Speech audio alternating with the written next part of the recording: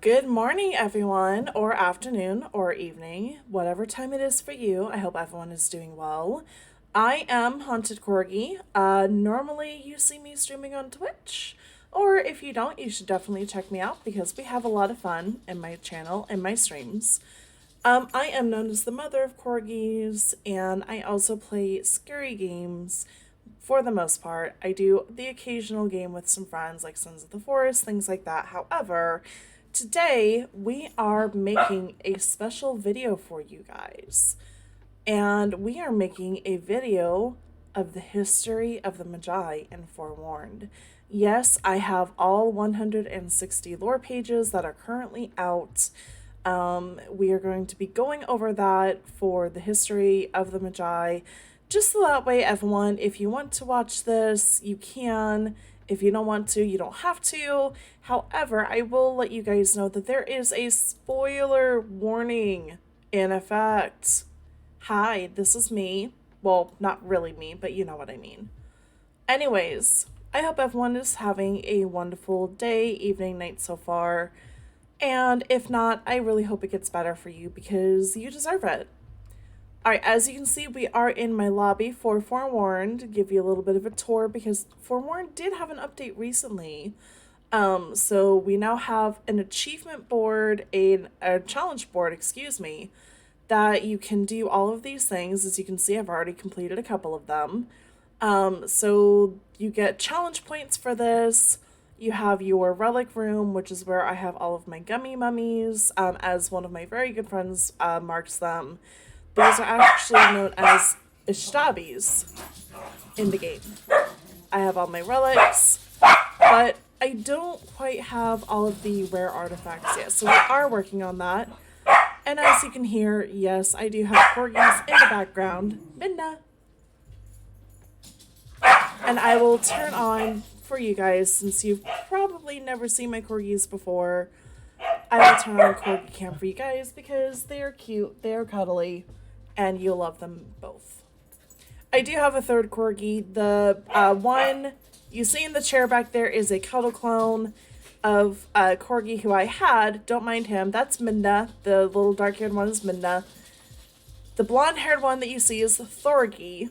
And I do have a third one who's upstairs at the moment. You can hear him. His name is Brody because he's a bully to his siblings when I stream or upload videos.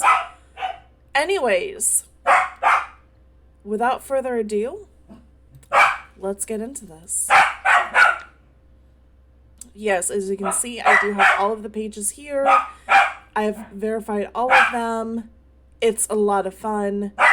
The good news is when you prestige in this game, so there's ways to prestige. You have to have all of the artifacts, all of the relics, and all of your items upgraded to level 5. Hang on 1 second. I'm going to put my doggies away really quick because they're being super loud, and I want to make sure that you guys can hear me, so give me 1 second here.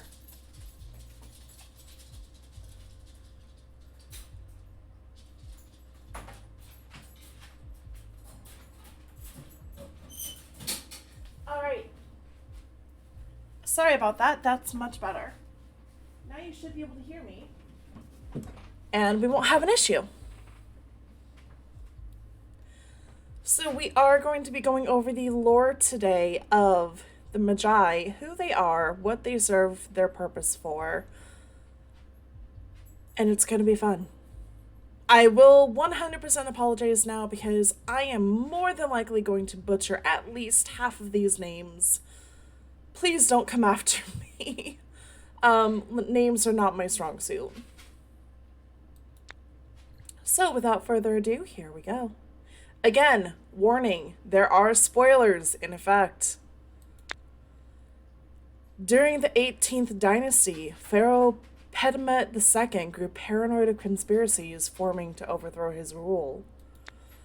With snakes lurking in every corner of his temple, Pedimet only confided trust with Tutun, his top general. The pharaoh summoned the general to his quarters, demanding he provide a solution to quell all the threats against his power. Around this time, the elite Mejai force had reached its peak of strength throughout Egypt. Guardians of royal crypts, palaces, borders, and pharaohs themselves, the Mejai were tactfully placed to serve protection where needed. They served honorably with unparalleled skill in battle. As such, General Toton quickly gathered 7 of the most powerful Magi across Egypt, bringing them to the court chamber of Pediment to gain audience at nightfall. Entering the chamber, the general exclaimed, "Great Pharaoh! These warriors will protect you with their lives and strike down all those who dare oppose you. They are the most powerful Magi of the land, though each of them follow rather unconventional means of battle." The pharaoh stirred in his throne and said, "Unconventional, present them to me so that I may know who guards my life." The general cued for the Magi to align themselves for the pharaoh to bear witness to their might. Rathos approached the throne first, bowing to the pharaoh while meeting his gaze. "Move closer to the torchlight," the pharaoh commanded. "I cannot discern your face from the shadows." When Rathos hesitated, the pharaoh prepared to dismiss him in anger, but Toton interjected, "Great pharaoh, Rathos has suffered great burns in battle. Proximity to fire is not his strength." Rathos suddenly took a large step closer to the pharaoh's throne regardless, revealing his full form in the torchlight, covered entirely in linen wraps. "He is mummified?" asked the shocked pharaoh. "How can he possibly be swift in battle?" "As I had said, great pharaoh, the burns were great," answered Toton, "but his bindings do not slow him down." It is said that Rathos was ordered to find and kill a group of merchants who hired assassins to eliminate competing merchants. When he had successfully discovered their hideout, Rathos soon realized he had walked into a trap, as the ground and walls were covered in cedar oil, and the doors became blocked off with large stone slabs behind them. Suddenly, a lit torch was squeezed through a small window space, igniting flames around him. Townsfolk said that they could hear Rathos screaming while smoke erupted from the house. Mystery shrouds the event surrounding what happened next, but it is believed that the Rathos called upon the strength of Ogdod, the 8th primal deities of the Old Kingdom. A primordial roar was heard from the inside of the enchantment, and as quickly as the flames had ignited, they extinguished with an abrupt hiss. Next to approach was Deccan, famed for his physical strength and accuracy in battle. While he did not bow to the pharaoh, Deccan did not lift his head to meet the pharaoh's gaze as Rathos had. "Look at me," ordered Pediment. "My king, Deccan is blind and cannot see you," Toton quickly verified. Greatly insulted by this offering of a warrior, the irate Pediment roared, "You dare suggest this sightless mongrel defend me!" The pharaoh then hurled his chalice of wine directly at Deccan, who caught it midair and growled. The pharaoh noticed Deccan's eyes possessed a dull haze as he lifted his head to reveal his face. General Toton then explained, "Great pharaoh, while Deccan does not see as you and I do, his awareness of the environment around him exceeds that of any warrior I have ever known. Deccan believed all of his power derived from Ra, deity of the sun. He had often stripped himself of his garments and stood under the hot Saharan sun, seeking more from Ra.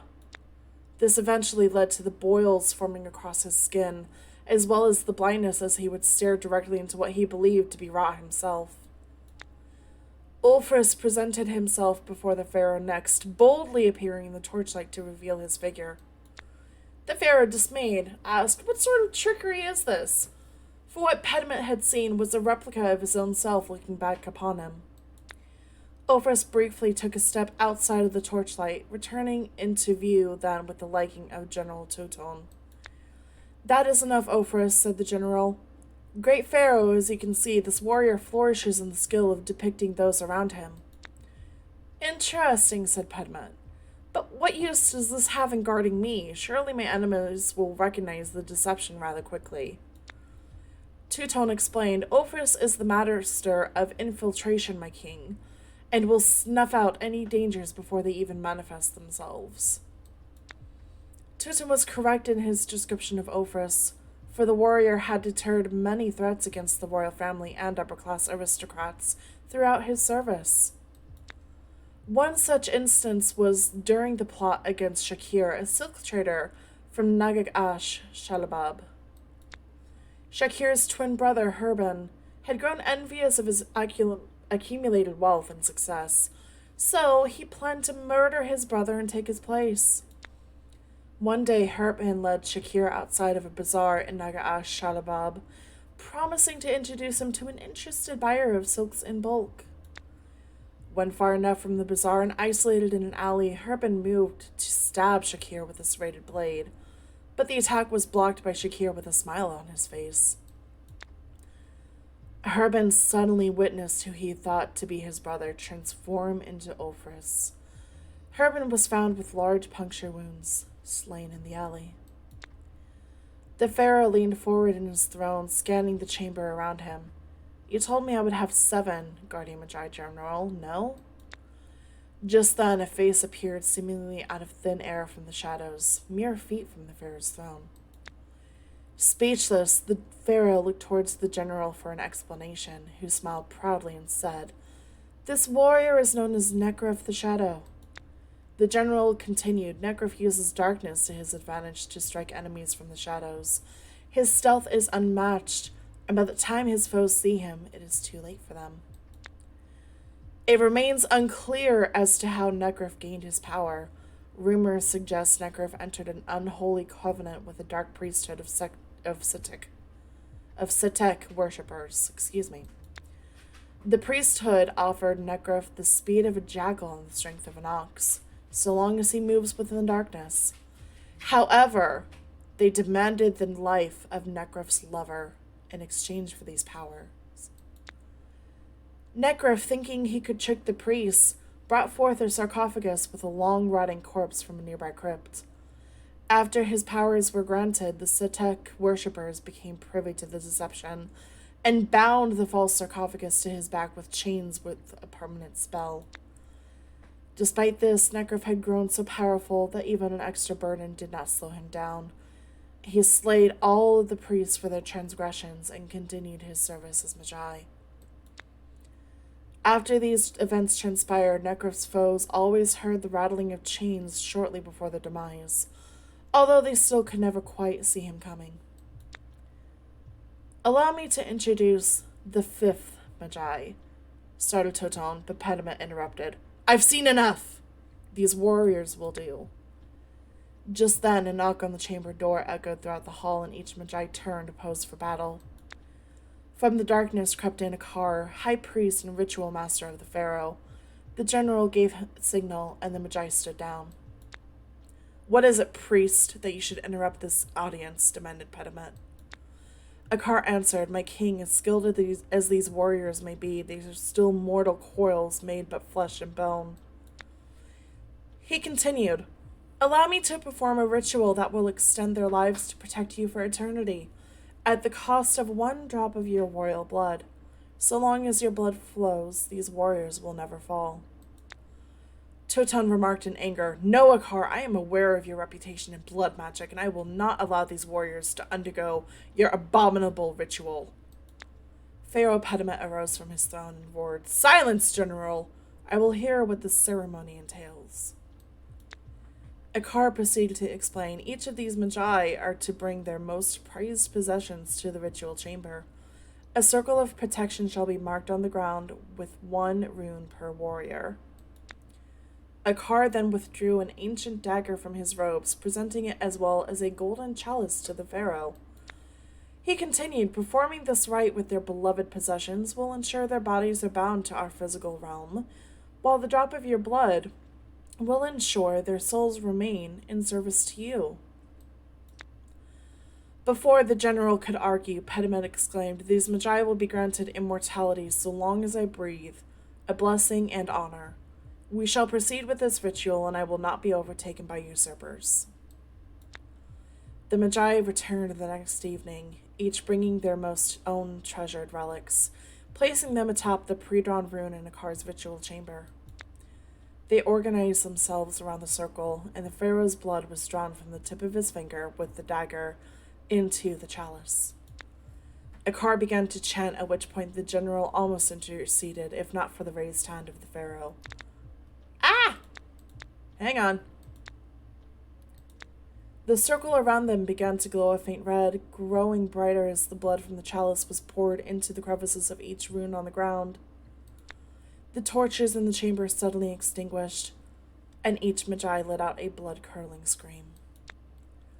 The general quickly relit a torch to find the warriors looking taller, fuller, and bowing their heads to the pharaoh. And so the 7 warriors' destinies were sealed with the pharaoh's life, sworn by blood and bound to the world by their relics. After this event transpired, General Toton remained wary of Akar's intentions, as well as the warriors themselves. Therefore, Toton had founded the Order of the Mejai, tasked with keeping track of the warriors' whereabouts and routines. We who write these pages belong to this sacred order. For a time there was peace. The Mejai had thwarted all threats against Pediment, and even assisted in reinforcing and expanding control throughout Egypt. As Pharaoh Pediment lived a long life during his reign, his bloodline had spread far and wide. So too did the mortality of the cursed Mejai. The duty of our order has persisted through generations. 7 centuries have passed since the dark ritual took place. With Pharaoh Pediment long deceased, yet the Mejai still live. As the general suspected, the ritual was not a blessing but a curse. During the ritual, Akar had said to the pharaoh, "So long as your blood flows, these warriors will not fall." The ritual bound the Mejai to this plane so that even if the blood of the pharaoh's kin still flowed, the warriors were cursed to serve and protect them. For centuries, the 7 Mejai continued to fight for the descendants of Pediment. Although the lineage continued to proliferate, the Mejai still seemed to feel the burden of immortality on their bodies and minds. It wasn't too noticeable at first, but each Mejai grew increasingly grotesque in appearance, with some common folk claiming the warriors took on a monstrous appearance during battles. The battles themselves were fought more fiercely and mercilessly, until eventually the cursed Mejai struck down innocent civilians. We believe that having lived hundreds of years of servants protecting the pharaoh's kin, the Mejai were driven mad. Some in the order believe it was due to living beneath the hot Sahara sun for too long. Some say the human mind was not meant to bear witness to centuries of death. Regardless of the cause, the cursed warriors began slaying those to whom they were blood-sworn to protect, perhaps in the hopes of ending their cursed existence. While on their unholy crusade, they brought death and ruin to all who stood in their way, regardless of bloodline. Therefore, for the safety of Egypt and its citizens, it was the undertaking of our order to seal the Mejai away from society so they could not continue their blood rage. Unfortunately, with time against us, we could not prepare the banishment ritual that would lay these beasts and once great warriors to rest. For now, we needed to trap them. However, we did leave items necessary to perform the ritual throughout the ruins. 7 of us were assigned to recover the Mejai's relics from the burial site of Akar, and hastily depart to distinct locations to lead the cursed beings away from the populated areas. We had received word that the Mejai were aware of this transgression and were on their way to take back their respective relics, as we had hoped. Each of the 7 of us traveled to remote abandoned temples previously used for dark rituals in service of Apep, the Lord of Chaos. We had each taken the relic to the innermost chamber and placed them in a sarcophagus. Now, we each wait for the cursed Mejai to descend upon us, a sacrifice that we are willing to make to save humanity from the evil. If everything goes according to plan, once the Mejai enter these temples, others in our order will seal each entrance behind them with a Hakah spell of warding to prevent the Mejai from escaping. Once done, the order will be tasked with burying the temples deep in the Sahara sand so that no one will enter or unleash the Mejai within. It won't be long now. I hope these pages will never be read and these temples will remain buried for all eternity. If someone is reading this, it means something went wrong and the temples were uncovered. It means the Magi will have been sulking in rage, yearning for the opportunity to wreak havoc on humanity as revenge for their physical and spiritual imprisonment. If you have unsealed the temples of the Magi and free them, civilization is about to face unparalleled destruction. It is now your responsibility to gather all relics using the canopic jars and the Ustabi to banish each Magi from this earthly realm once and for all. You have been warned. Okay, so that is the end of the original Magi, which is the 7 Magi that started off in this game. We're now going into the new Magi. So here we go. With the time I have left before the Magi descend, I must give notice to other dangers to overcome in the trials ahead. Shortly after the formation of our order, learning of the Dark Priest Akar's ritual, a few among our ranks became allured by the notion of eternal life. While our order was intended to maintain a watchful eye on the Magi, these dissenters wished to join them in their immortality, viewing the Dark Priest as a god. What started as a few descendants spread to dozens as they spread the word of Akar's blood ritual to anyone tempted who would listen. We in the order refer to them as the Zealots of Akar. Once amassed, the Zealots had entered the Dark Priest's temple to promise servitude in exchange for everlasting life, just as the Magi had been granted. Elek, one of the first men to dissent from our order and seek out those eager to join Akar, approached the Dark Priest with his head bowed. Elek exclaimed, "Lord Akar, the Order of the Magi was formed by General Teuton in mistrust of your powerful acts. Those of us gathered here have abandoned the misguided order to demonstrate our loyalty to you." The Dark Priest, enticed by the notion of servants, replied, "I suppose you hope I might bestow upon you the same blessing that I had granted the Magi." All heads in the chamber bowed to Akar and a grin formed on his face. "Very well," Akar started. "You know what the blood rite requires." As with the ritual performed on the Magi, each zealot was asked to bring one item they held close to heart in order to bind their souls to the earthly plane. Having won many battles conquering numerous feats, the Magi possessed invaluable relics which were used for their ritual. The zealots possessed lesser but still rare artifacts that they had kept in their families for generations. Akar began the necessary preparations, performing the ritual circle with the red ochre and malachite. To start, 7 of the zealots approached with their rare artifacts and placed them accordingly. With nearly 100 zealots gathered within the dim ritual chamber, Akar sliced his own hand with an ancient dagger, letting the blood flow into the now glowing red runes. The 7 zealots partaking in this ritual began to tremble as they felt their blood running hot, muscles tightening uncontrollably, and bones beginning to fracture.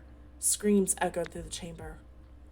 When the torches in the chamber were relit, the onlooking zealots were horrified to witness the carnage that remained of the first 7 zealots. Bones, guts, and other unidentifiable masses were scattered around the ritual circle, with the Akar covered in blood himself. Many zealots shrieked at the gruesome sight and fled from the ritual chamber, never to return to Akar. Some even attempted to rejoin our order, but General Teuton had them executed for their betrayal. Initially puzzled by the disastrous outcome of the blood ritual, Akar came to realize that the bodies of the zealots were much weaker than those of the Magi, and therefore could not withstand the power placed on their beings. To make up for this, Akar theorized that combining the bodies of zealots with those of the wild beasts might be enough to sustain the physical strain on their physical form and soul during the ritual. And so Akar tasked his loyal follower Elek with capturing some of the most vicious beasts he could find. With a small group of zealots, Elek ventured out at dawn for the hunt. They captured ferocious canines, savage birds of prey, fierce reptiles, and more. Akar once again prepared the ritual chamber, this time with the beasts assembled in cages around the room. Only a couple dozen zealots remained after the grisly failure of the first ritual, and those left were hesitant to volunteer for this next attempt. Alec approached the ritual circle. Lord Akar, allow me to be the first to undergo this ritual and be blessed with immortality. Akar grinned a dark smile and commenced with the blood ritual, reciting the sinister ceremonial words. When the torches extinguished, the beasts roared in harmony with Alec's own screams, and all zealots in the room gasped with what they saw next. Alec arose as half man, half beast. The will of his human soul and the might of the wild beast upheld his form. While he walked on two legs, his face was that of the beast. He turned to face Akar and bowed. Each subsequent ritual with the remaining zealots succeeded, with all of them transforming into terrifying combinations of man and beast. The tasks Akar assigned to the zealots and his servant remain a mystery to those of us in the Order, so there is not much that can be said about the events that occurred between the rituals and Akar's disappearance. One day, a few zealots entered the undercroft of Akar in hopes of new orders or commands. When they could not find their master, they searched in every temple and dark cave the blood priest was known to frequent, all with no avail. Even those of us in the Order of the Mejai searched for years for the dark priest, but there had been no sign of Akar in all of Egypt. Some claim Akar fled in fear that one day his followers, as well as the Mejai, would realize that their immortality was more of a curse than a blessing. Others believe a ceremony performed by the Dark Priest went awry and led to his own demise. It wasn't until 3 decades after his disappearance that our order located a hidden chamber within one of Akar's temples, giving us another clue as to where his whereabouts. Inside the chamber, we found the corpse of Sorif, a member of our order, with a scroll of papyrus tightly held to his chest. He had attempted to infiltrate the zealots of Akar to learn their motives, but was apparently found out before he could escape. We had carefully opened the scroll to discover Zorif had gotten close enough to Akar to learn that the Dark Priest had left Egypt to find more civilizations to spread his influence in blood magic. Zorif's notes also seemed to imply Akar was in search of other powerful warriors like the Mejai, but ones who would swear fealty to himself instead of the Pharaoh. Since the Dark Priest was gone, the Zealots found themselves without a leader. They turned to the Mejai themselves in the meantime, hoping that Akar would one day return to seek them out. Just as the minds of the Mejai had grown mad over the years, the Zealots grew to forget who they had served and for what purpose. However, the instinct and desire to demonstrate loyalty remained, and now all that the Zealots are capable of knowing is service to the Mejai. To this day, the Mejai warriors call upon the Zealots during their hunts, even training them in combat to thwart their foes. Should you hear the footsteps of man and the guttural screams of beast, the Zealots of Akar will soon be upon you. It is imperative that I share what I can regarding the remaining Mejai that served Pharaoh Pediment, in the hopes that I can prepare those who must face them. Given the hindrance to criminal activity, bounties were occasionally placed on Mejai, though few were ever successfully carried out. That is, until the fateful day Mejai Talgor was sent to investigate rumors of a band of thieves performing to raid royal crypts within Alexandria. Arriving at the outskirts of a decrepit temple in the desert far south of Alexandria, Talgor caught a glimpse of a large group of men armed with khopesh blades and bludgeoning clubs. Not one to care about the odds, Talgor had perilously entered the structure ready for a fight when he was ambushed by sellswords who were not planning a coup, but instead staging one to lure Talgor inside. When Talgor came to, echoes of voices screaming in torment surrounded him, rendering him unable to move or act. The voices finally quieted, allowing Talgor to look up and see none other than Anubis, god of the underworld, glaring into Talgor's very soul. One day, years after this, General Teuton claimed to have heard the sound of smoldering lava, with the room drastically heating up. Teuton jumped when Talgor spoke to him, despite being nowhere in sight, explaining that he struck a deal with Anubis to depart from the underworld.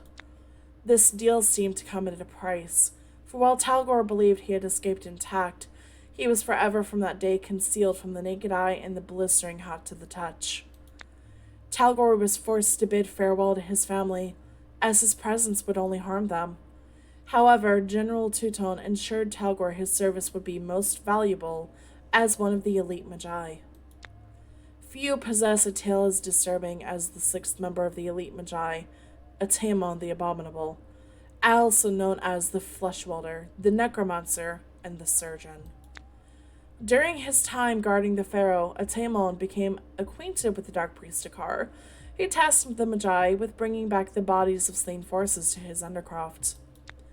Akar would then utilize the various body parts of their remains and perform dark magic to perform what General Teuton would describe as abominations to serve him in his various tasks. One day, Atamon was grievously wounded in battle and would have likely perished if not for his immortality granted by the Magi ritual. He gathered what he could carry of his enemies' remains to Akar, who stitched their remains onto him, making him not just whole, but better. Atamon learned that adhering limbs to other various body parts to himself enhanced his strength and vitality.